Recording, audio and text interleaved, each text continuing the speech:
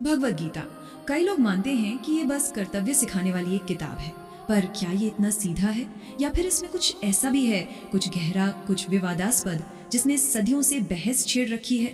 आज हम गीता के इसी ग्रे एरिया में उतरने वाले हैं। तो सवाल ये उठता है कि गीता आखिर है क्या? क्या ये हमें अपना कर्तव्य, अपना रास्ता दिखाने वाली एक गाइड है, या फिर ये उन सामाजिक बंटवारों को सही ठहराती है जो आज भी हमारे समाज में मौजूद हैं? और ये कोई हवा में की गई बात नहीं है, ये एक बहुत गहरी, बहुत जरूरी बहस है जो सीधे हमारे समाज से जुड़ी है। अच्छा, इस सवाल के जवाब तक पहुंचने के लिए हमें गीता की एक बहुत ही बुनियादी धारणा को समझना होगा, और वो है स्वधर्म का आइडिया। स्वधर्म मतलब अपना धर्म, अपना कर्तव्य। इसको ऐसे समझिए, मान लीजिए कोई एक आर्टिस्ट है जिसे पेंटिंग करना बहुत पसंद है। अब हो सकता है वो एक बहुत अच्छा इंजीनियर न बन पाए, लेकिन एक शानदार कलाकार जरूर बन सकता है ना? तो स्वधर्म का मतलब यही है कि जो आपका नेचुरल टैलेंट है, जो आपकी असल प्रकृति है, उसे पहचानो और उसी रास्ते पर चलो। सुनने में तो ये बड़ा मजबूत और पॉजिटिव आइडिया लगता है, काफी सम्मानजनक विचार है ना? तो फिर प्रॉब्लम कहाँ है भाई? अगर सब इतना अच्छा है तो बहस किस बात की? यहीं से कहानी में एक बहुत ही इंटरेस्टिंग ट्विस्ट आता है।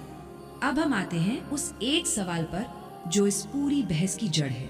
एक ऐसा सवाल जो स्वधर्म के इस सीधे सादे आइडिया को एक कॉम्प्लेक्स पहेली बना देता है। और वो सवाल है कि मेरा स्वधर्म तय कौन करेगा? क्या मैं खुद या कोई और? और देखिए, ये सिर्फ कोई फिलोसॉफिकल सवाल नहीं है, ये एक सोशल और पॉलिटिकल सवाल बन जाता है। और यहीं पर डॉक्टर अंबेडकर जैसे बड़े विचारकों ने इसकी सबसे तीखी आलोचना की है। अब मजे की बात यह है कि गीता इस सवाल का जवाब खुद देती है, और जवाब छुपा है एक ऐसे आइडिया में जो शायद भारत के इतिहास का सबसे ज्यादा कंट्रोवर्शियल टॉपिक रहा है, वर्ण व्यवस्था। देखिए अध्याय 4 का श्लोक 13। यहाँ पर हमें एक ऐसा श्लोक मिलता है जो इस पूरी बहस के बिल्कुल सेंटर में है। इसमें भगवान कृष्ण अर्जुन से कहते हैं, इसका सीधा सा मतलब है कि मैंने गुण और कर्म के हिसाब से 4 वर्णों की रचना की है। अब जरा इस पे ध्यान दीजिए, क्या कहा गया है? गुण और कर्म। जन्म का तो कोई जिक्र ही नहीं है। तो सवाल उठता है कि अगर ये जन्म पर आधारित नहीं है तो फिर किस पर है? बस यहीं से असली बहस शुरू होती है। क्या ये एक ओपन सिस्टम था जहां कोई भी अपनी काबिलियत के दम पर अपनी जगह बना सकता था, या फिर ये एक क्लोज सिस्टम था जहां पैदा होते ही आपकी किस्मत तय हो जाती थी? यही वो सवाल है जो डॉक्टर अंबेडकर की पूरी आलोचना का सार। और इन दोनों बातों में जमीन आसमान का फर्क है। सोचिए, एक खुला सिस्टम जो मेरिट पर आधारित हो, वो समाज को आगे बढ़ाएगा, लोगों को तरक्की करने का मौका देगा। और दूसरी तरफ एक बंद सिस्टम जो जन्म पर आधारित हो, वो समाज में जड़ता और गैर बराबरी पैदा करेगा। चलिए इसे एक छोटे से एग्जाम्पल से समझते हैं। मान लीजिए एक व्यापारी के घर एक बेटा पैदा हुआ। अब सबसे यही उम्मीद होगी कि वो बड़ा होकर अपने पिता का बिजनेस संभालेगा, पर उस लड़के को बिजनेस में नहीं, किताबों में इंटरेस्ट है। वो घंटों पढ़ता रहता है। तो एक ओपन सिस्टम में क्या होगा? उसकी इस काबिलियत को पहचाना जाएगा और उसे एक विद्वान बनने का पूरा मौका दिया जाएगा, भले ही वो एक व्यापारी के घर में पैदा हुआ हो। तो ये बात बहुत बहुत जरूरी है। गीता में कहीं भी साफ तौर पर ये नहीं लिखा है कि वर्ण जन्म पर आधारित है। ये जो आइडिया है, ये बात की इंटरप्रिटेशन है, टेक्स्ट का ओरिजिनल मैसेज नहीं।